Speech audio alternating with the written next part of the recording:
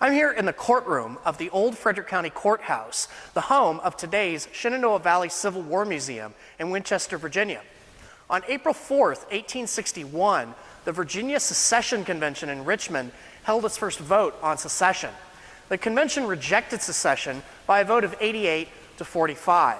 However, it was in this courtroom that some of the earliest debates about secession in Virginia took place in December of 1860.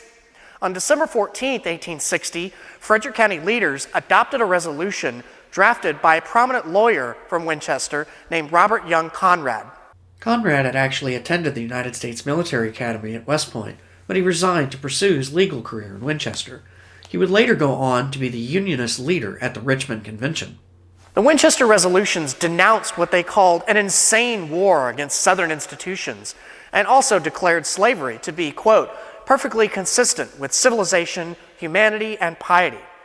However, their main objective was to keep Virginia in the Union and to work with Northerners to reform laws regarding slavery while protecting it as a right.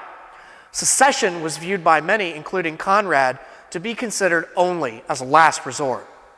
Robert Conrad was 56 years old and was reluctant to serve at the convention. He lived a comfortable life in Winchester and was remodeling his home, which was located on North Cameron Street behind the Frederick County Courthouse. Conrad believed the best way to achieve peace would be in appealing directly to the people of the North, and he was hopeful for compromise, but had no faith in Northern leaders, writing, "Lincoln and his crew bar the way." On March 15th, at the Richmond Convention, Conrad gave a speech in which he declared, "With those gentlemen who will entertain no other than the proposition of an instantaneous withdrawal from this Union and the instant disrupture of this great nation without further effort and further consideration, it is utterly impossible that I can agree." By the end of March, the convention was getting tense with debates going on for hours in the Mechanics Hall in Richmond. On April 4th, after a final round of arguments, the convention held a roll call vote in which the Unionists won 88 to 45. It was less than 2 weeks later that news of Fort Sumter and Lincoln's call for 75,000 militia prompted another vote. On April 17th, the convention held a roll call vote and secession was approved by a vote of 88 to 55.